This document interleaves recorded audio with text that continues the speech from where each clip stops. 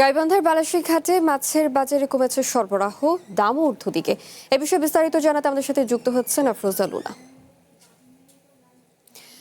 Luna, গাইবান্ধার বাজারে আজকে মাছের সরবরাহ কেমন দেখছেন, সেই সাথে ক্রেতা বিক্রেতার আসলে দাম নিয়ে কি বলছে একটু জানাবেন।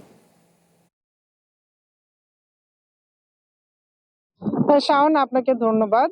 আমি যে জায়গাটিতে দাঁড়িয়ে আছি এটা গাইবান্ধার ঐতিহ্যবাহী বালাসীঘাট এলাকা। আপনি হয়তো জানেন যে এই বালাসীঘাটে কিন্তু অস্থায়ী একটা মাছের হাট বসে থাকে। এই মাছের হাটটা খুব সামান্য সময়ের জন্য ১ থেকে ১.৫ ঘন্টা এখানে মাছ কেনা বেচা হয়ে থাকে।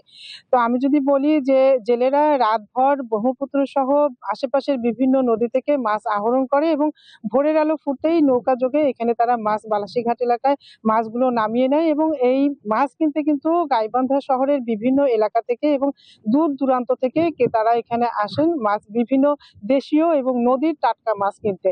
এবং এখানকার মাছ ডাকের মাধ্যমে বিক্রি হয়ে থাকে। ভোরের আলো ফুটতেই এই বালাসীঘাট এলাকায় মাছ ক্রেতা এবং বিক্রেতাদের হাক ডাকে কিন্তু জমে ওঠে, মুখরিত হয়ে ওঠে বালাসীঘাট এলাকা। তবে মাছ কিছুটা আগের তুলনায় কম পাওয়া যাচ্ছে। তবে দেশি মাছ এবং টাটকা মাছ পাওয়ায় কিন্তু দূর দূরান্ত থেকে এখানে মাছ কেনার জন্য ভিড় করে অনেকেই। তবে এই বালাসীঘাট এলাকার মানুষজনও এখানে মাছ যেমন কেনে, এখানে কিন্তু বালাসীঘাটকে কেন্দ্র করে বিভিন্ন খাবারের হোটেল গড়ে উঠেছে।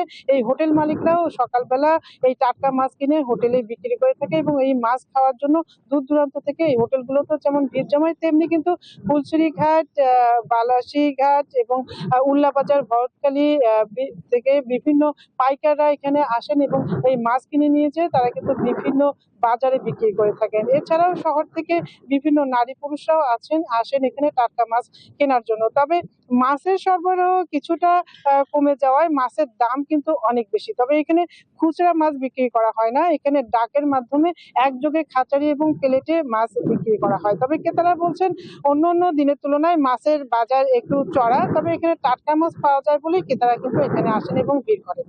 শাওন। লুনা, আপনাকে ধন্যবাদ।